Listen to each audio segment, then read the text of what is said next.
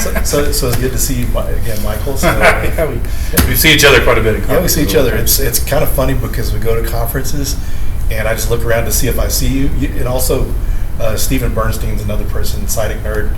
It's like you go everywhere, you see these guys, and so if you go somewhere and don't see them, it seems like something's wrong. But awesome talk, by the way, today, and good to see you sharing your passion of what you do. So, we were kind of been talking about the conference, and it's pretty impressive what they did. First year conference. I did not know this was first year, so I'm looking around going, oh, they've got their stuff together. They've got everything's organized and well done. I can tell you from my first year, it was a challenge, and so they've done a great job. I love the venue. I guess there's some parking issues, but every venue has it. We had it with BSides Austin as well. The parking lot wasn't as big as we thought the attendees were going to be, and some of the attendees. So it happens, but that's minor. Yeah. When it comes to a conference, putting on a conference, that's minor.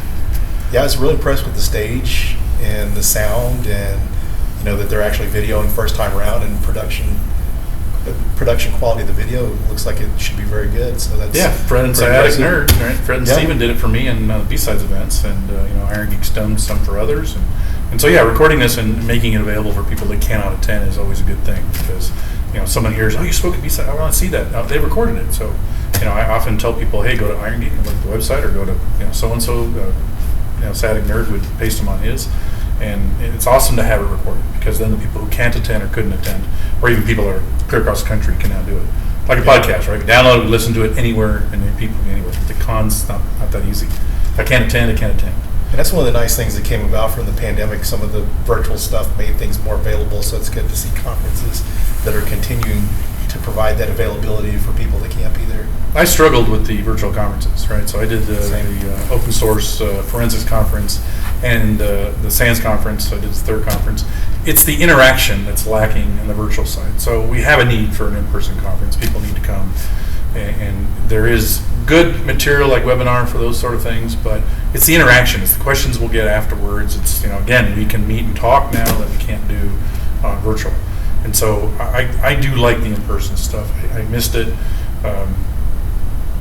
Glad to be back to be going on in person. Let's hope we don't have any more disruptions. Hopefully not. Hopefully we don't have any more pandemics for a long time, because you figure, I don't know about grandparents, well, probably not grandparents, but you think about how many generations of your family that may have not gone through a pandemic. My parents had passed, so they didn't get to go through this. So you think about how many generations back some people's family experienced the pandemic. My grandmother did, and passed just before COVID. So those are great examples. My grandmother's entire life she saw it as a child, and yet never saw the COVID thing, which I'm sure would have been a big thing. So it definitely impacted our industry. Some cons went away, so we've lost some really good cons over COVID, and just people moving on to do different things, different jobs, etc.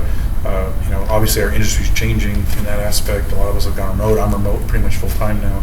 And so the con industry has changed. There's a lot of cons that I used to present at are no longer there. It's too bad. Some of them are fantastic cons. And so the BSides events like Albuquerque, year one, fabulous. Yeah. I will definitely be submitting every year, because I will be a future resident of the state of New Mexico at some point. And so I definitely want to get to know the community here and maybe help out with something down in Las Cruces.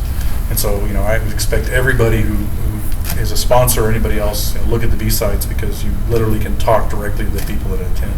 Big conferences like DEF CON, Black Hat, unless you go to a booth, which is 10% of the total big con will actually visit booths. Yeah. So you get more interaction here. I think it's more valuable to really see what's going on for sponsors, as well as people looking for jobs or learning, or how do I get into InfoSec, or how do I change from a SOC to being an IR guy. I really like it, and so they can actually come up and talk to me. And that was the whole purpose of why BSides started, is to get us closer to the speakers. And a lot of people have good content that just don't seem to write good, submissions, don't get accepted at the big cons.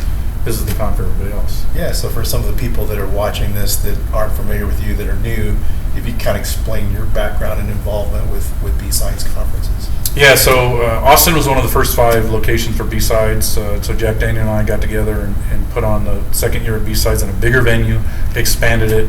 I then took that over. It was a 2-day con, so we always did a Friday, Saturday conference. It was a bit of a struggle. Do we go Thursday, Friday? Do we do Friday, Saturday, etc.? We were associated with South by Southwest, not with the conference, but we were trying to be next to them because people were coming, so therefore we could get more attendance that way and try to help spread the BSides name. and watched it grow from, I think our first BSides was 30 people, and now is well over 1,000. Then Michelle Klinger and I got together because Texas is so big that we have regions within Texas for sponsors. And so Michelle Klinger and I and Cindy Jones, then David Balcar for his 1 year in Houston, said, okay, we're going to do a conference a quarter. And we created what's called the BSides Texas entity, and in order to allow the sponsors to give us one chunk of money for all 4 conferences. And that's how we were able to expand that conference and make it so big. It was taken over by Isaac in Dallas, and again, COVID interrupted, I think, his big time. The school actually got torn down, so I don't know what he's doing there. I haven't kept track. And San Antonio is still going on. Static Nerd is running that with his group of people. Fred and I are working on a project that's coming out here shortly. So yeah, the BSides stuff has introduced us to people that have continued.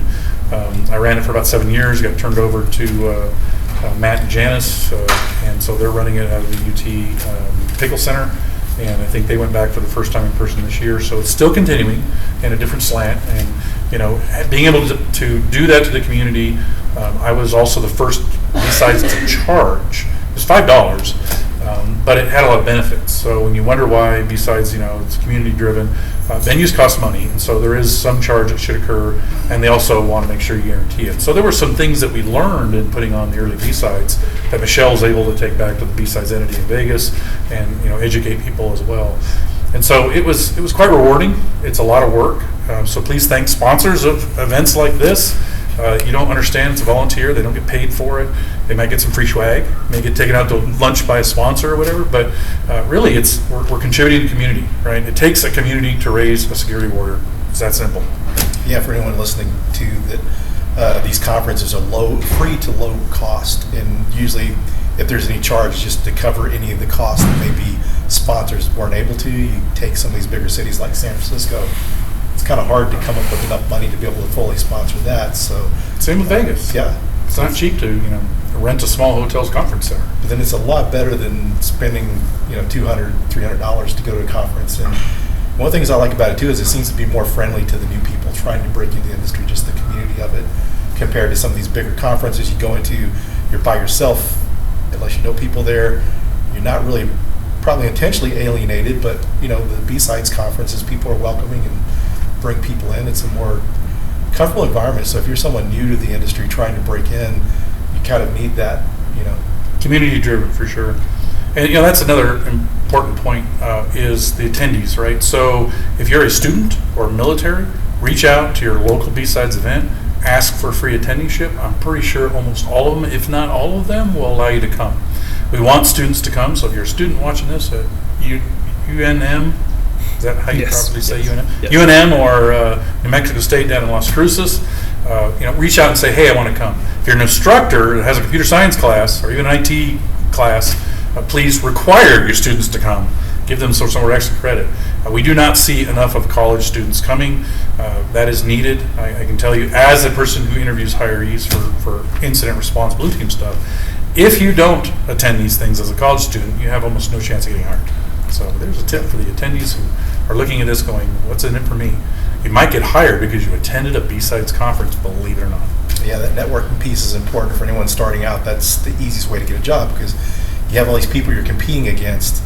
And if you go the general way of trying to apply online, your resume may not ever be found. But if you know someone, you can get that resume to the hiring manager or meet a hiring manager. Your chances are a lot better.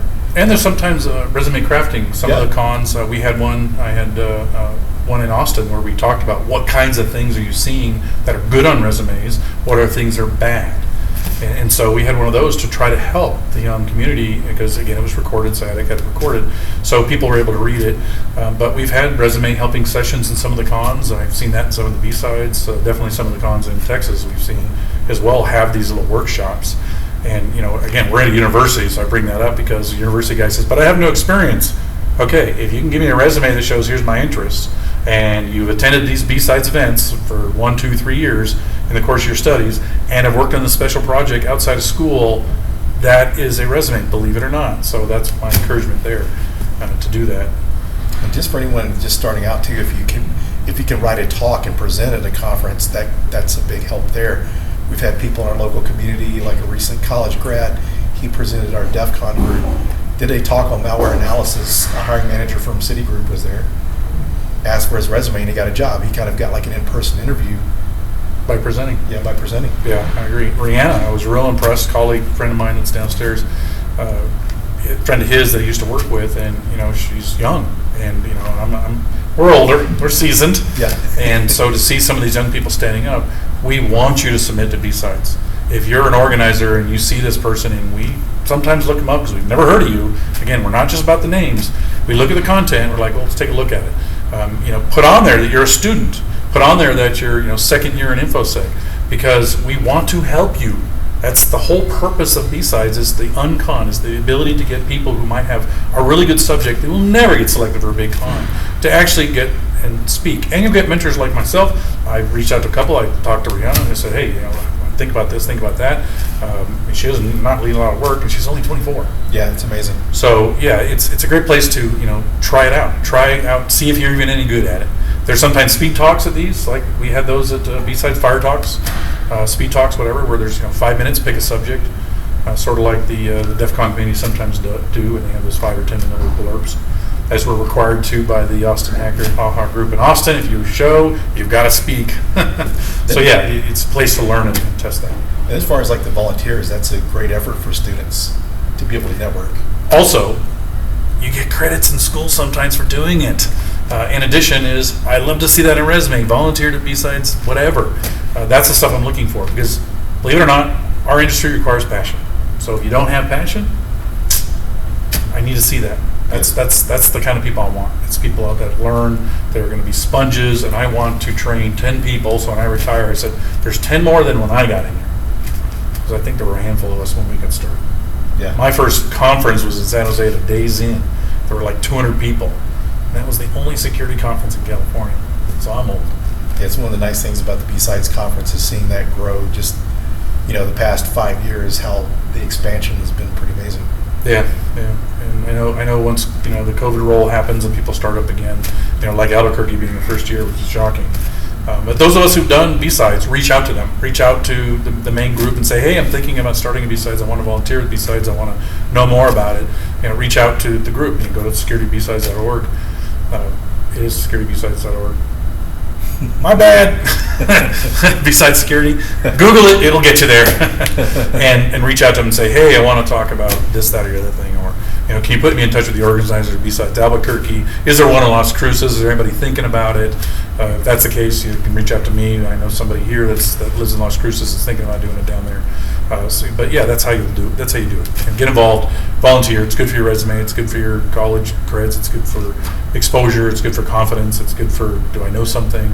Hey, can you give me something to learn? Because I will give homework to people. Literally tell them, hey, you want to do blue team stuff? I'm going to give you a great example. Go get the cheat sheets. Go sign up for a free Humio or CrowdSec log scale account. Apply those. Get the file beat log, WinLog beat agents or Mac agents, and go to it and learn how to do that. There's a side project you can do that will definitely impress SOC. A lot of first timers will work on a SOC that you've done that. So yeah, there's a lot of networking that occurs. It's great for students. Yeah, and on that same note, anyone that's looking for employees, these are great places to recruit. I've seen a lot of good companies take advantage of this. They go to BSides. Maybe you're not selling a lot of product in certain categories, but there's opportunity to recruit. And I think people, I really respect companies that support the BSides conferences through sponsorship. So I think that really goes a long way to show the community and the people out there you're trying to recruit that you care about cybersecurity and supporting these types of conferences. Yeah, I know in the BSides Texas entity, we had several sponsors say they had more bang for their buck with our 4-con plan that we had to sponsor the 4 plans. So that way they could do one bucket of money and get all 4 of us. And even the ones that did the individual cons because they were locals and whatnot said they get more bang for the buck sponsoring BSides than they do spending 10 times more money at a big conference. They find people to hire. They find more active engagements. They can get involved earlier because they meet the people that are actually telling their bosses, hey, we need to look into this. And, who's your boss, etc. You get more time with them. It's not just a big cluster of 5, 10, 15,000 people. I don't know how big DEF CON's gotten to now, but yeah, it's good luck finding somebody. It's more like, hey, as you're passing him in the hallway because you can't stop it. It's a wave of people just run you over. It's a nice thing about the smaller conferences. It's easier to meet people. And I think it's really good for people that are introverts, it's a lot easier to come to a BSides than go to Yeah, DEF you're not CON. overwhelmed by Yeah, just the that's- sheer volume of Yeah, people. that can be very overwhelming if if you're introverted. Yep. And believe it or not, we will answer questions. We're both speakers. Yeah. Approach us. We're approachable, and we will share our knowledge. That is the whole purpose. And as he mentioned, mentoring most of us doing this is because we're trying to support the community and support other people coming up, and that's why we do it. So always feel free to ask questions of people out there. They're doing this because they're wanting to help others. So we're all very approachable. Well, we learned. We didn't have a lot of these resources. We had to literally, accidentally run into them in the hallway at some conference and say, can I send you an email and talk to you about something?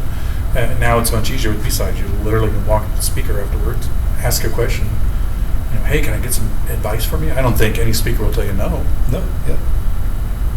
If they do, they're just really, really, really, really Yeah. busy. Really, really busy, or they're really shy themselves, but in most cases. And that's one of the things definitely about being back in person is the interaction with people, because online, through Discord or Slack, you really didn't get that much interaction, but it's amazing when you get in person how different that is. And a good example was kind of like at some of the IANS conferences. I was working for a vendor. We were doing some demo sessions online. Never got questions, no interaction. The first time we went in person, you got all sorts of interaction. Yep. And That's how I actually met some of your guys, and we did a test. Oh, cool. So yeah, that's Wildest Hacking Fest. That's how I met your folks. So yeah, the interaction of in person or virtual is definitely there. What do you guys think specifically of the Albuquerque BSides, this first one that we've had this year? I put on 7, so I've been doing this a while. I'm retired. I haven't done one in probably 5 years. But I did not think, I'm shocked that this is your first one. Nothing indicates first con here. The venue's great. That's always a bonus. You have a really good venue. It makes it so much easier for us planners and organizers. But the front desk organization, the volunteers you had, the screen, the platform, everything was not a first year kind of experience. So fantastic, and I applaud you guys for how good a job you did. Because and doing, not just did, but doing, because you're going to continue this. Yeah, great job. And I've already talked to some of your folks as well and shared my insights that I even told them I'm shocked this is the first year. I did not know this was the first year. Any other things, anything that we could do better for next year? Extra large shirts. I'm tall. I cannot wear a large. It's not girth, it's length. If I go like this, then it's, yeah. Better is subjective, right? Everybody has their own opinion. Of course. I'm a blue teamer. And so he works for a company that makes red team software. So our opinions of what a con should be are much different. I do see a lot of cons that don't have context to the application of the attendee, meaning, is this a blue talk? Is this a red talk? And I did talk to your folks about this too. A lot of cons don't have a criteria of, let's label it. Is this a blue talk? Is it a red talk? Is it a purple talk? Or other? Because there's a lot of categories or just others. Like there's a mental health talk that occurred at some of our events. It's another scenario. A resume enhancement event, whatever, like I had at BSides Austin. There's the other category, and try to address both parties. Because remember, most of the jobs are in the blue side, and so you want to make sure you have a balance. And I think that's probably a flaw I see across a lot of cons. Mm-hmm. And as a blue teamer who's trying to educate more blue teamers, it should stick out that it's a blue talk or a red talk. Label it for the attendees. It might help the people evaluating the cons as well as you build the teams that evaluate to make sure you have the diversity across there as well. Because again, if I'm evaluating blue talks, I'm going to lean towards blue talks. So I'm going to have 4 or 5 stars in those if they're any good, and I'll have 2 or 3 stars in red. He's going to be the opposite. So it might help you at least say, okay, Mike, you gave this red talk a 3. Well, yeah, I can see a lot of blue perspective here. So there's a potential for asking questions. So let's label it. And then, because again, if you're doing hallway con, which a lot of us do, we were just doing it earlier before this, that you can then not attend a talk that just has no interest to you and go out and find the speaker and have the conversation. So I think it helps the attendees. So I would like to see more of that, but it's not your guys. Yeah. It's across the board. Yeah, I had to echo his comments on first time conference. I've seen some conferences that ran for a while that wasn't as well set up and run, like the stages, because some of the stages are pretty basic, and just having the elevated platform that's easy for the audience to see. You don't have to worry about trying to look over someone's shoulder. You're able to hear well, because there's been some conferences I've been to that some of the venues they've been in, the acoustics weren't good and you really couldn't hear. I experienced that at a conference last year. There was a lot of complaint around that. So all that, plus also that it's a large enough space, because you get into some of the conferences that some of the rooms are kind of tight, so there's plenty of space for people. That makes it more comfortable for Yeah. introverts as well. People are still COVID shy. It's still a real concern, so it's nice that you have the space there. I did mention something about the 30-minute talks. All-Con should consider changing the format to something more than 30 minutes. I know Sands was a big starter of that, but BSides can go into detail. So let's look at having options for the speaker to pick how long they want their talk for. You guys have training rooms. How about training? Yeah, that was the thing that we're planning on doing. I will volunteer for a Malware Discovery class. Copy. There's materials, so you do have to charge for those. Any final thoughts? Because I know you have a panel discussion in a few minutes. So I was just wondering if you guys have any final thoughts, anything else you would like. Thank you for taking this on and creating it in New Mexico. Being I'm going to be moving here, I'll have some cons locally. I won't have to drive all the way back to Texas because it's a long way. So yeah, thank you for that. It'll be a lot closer for me to go Cactus Con now too.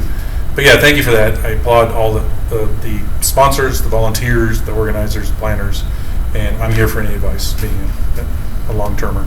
And so thank you for that.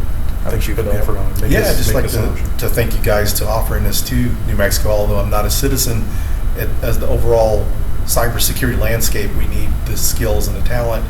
And being in a town where you've got a university, there's a good pool that you can bring people in from. Mm-hmm. So just giving people that opportunity, because from what I understand, there's not a security community here. So hopefully that can help build a security conference. University in Las Cruces, there's this university, there's a lot of research around here, there is some tall buildings downtown. There's, clearly could be a community. Yes. It's a matter of building it, and BSides helps that because it brings people, they start to talk, and next thing you know, something else occurs and happens. Magic happens. Yeah. So kudos for that. Great probably the best first year I've ever seen.